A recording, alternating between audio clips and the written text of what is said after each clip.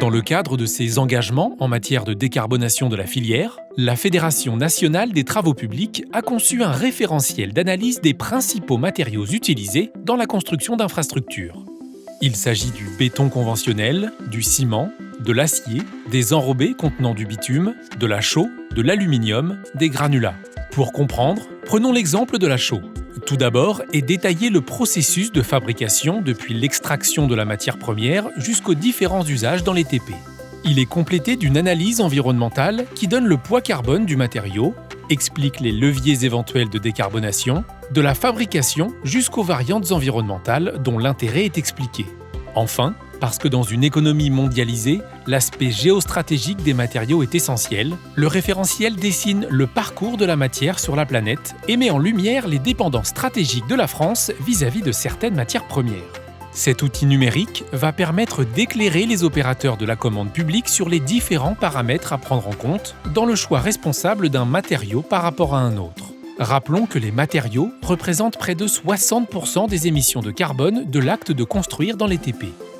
Et pour aller encore plus loin en matière de décarbonation, le référentiel se complète d'un autre outil, SEV-TP, le système d'éco-comparaison des variantes environnementales des travaux publics largement utilisé sur le terrain. Ici, à Roissy, la Voie Novembre est en pleine réfection. Ce chantier fait partie d'une série de travaux de rénovation des pistes qu'Aéroports de Paris mène depuis 3 ans, avec une forte ambition environnementale. Mais comment pousser les entreprises qui font ces travaux à proposer des solutions plus vertueuses dans leur réponse aux appels d'offres et surtout, comment les évaluer et les comparer? Pour ADP, la solution tient dans l'utilisation de l'éco-comparateur SEV. Vous voyez, tous les projets qui sont ici, c'est des projets qu'on a conçus avec SEV, donc depuis 2021-22. On a quand même pas mal utilisé l'outil en 3 ans.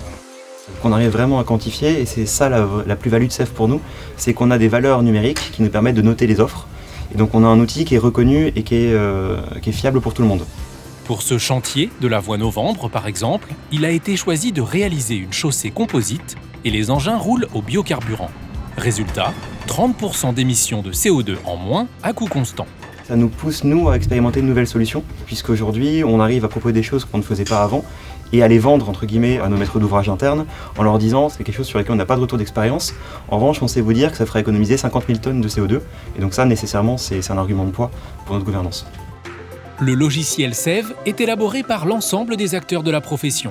Conçu à l'origine pour l'industrie routière, il a été développé pour répondre aux besoins de tous les métiers des travaux publics, soit aux 17 métiers d'expertise de la filière.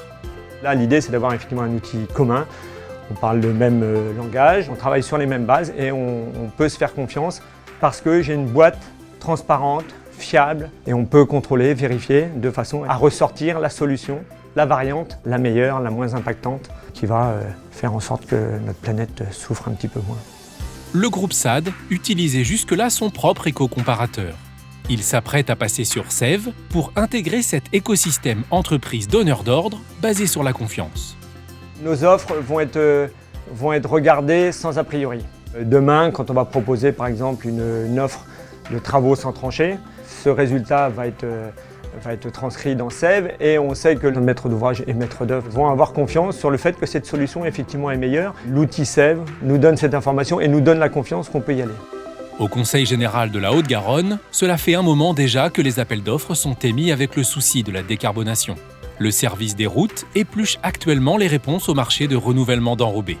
3 lots pour 60 millions d'euros avec un critère environnemental à 30% et l'assurance de choisir les entreprises avec des critères objectifs grâce à SEV. On nous a proposé des solutions innovantes avec par exemple l'introduction systématique de liants biosourcés dans toutes les formules d'enrobés. Ça nous permet effectivement de comparer que ce n'est pas que de greenwashing, de fiabiliser, d'argumenter et d'être sûr des résultats qui nous sont donnés. Grâce à l'utilisation du logiciel SEV, ce sont près de 600 tonnes de CO2 qui seront économisées sur ce marché. Toute commande publique confondue, toute collectivité confondue, fait vivre à raison de 70% l'économie du pays. Donc c'est un élément extrêmement important d'exemple et de levier pour promouvoir les achats raisonnés dans plusieurs domaines. Il faut qu'on prenne, y compris dans ce domaine professionnel, un tournant qui tienne compte des réchauffements climatiques et qui fasse que on ait une application d'infrastructure qui intègre un peu plus de végétal, un peu moins de chaleur, parce que de toute façon, des routes, on en aura toujours besoin. Sève fait partie de ces initiatives collaboratives qui allient secteur public et privé et qui participent à la décarbonation de l'acte de construire dans les travaux publics.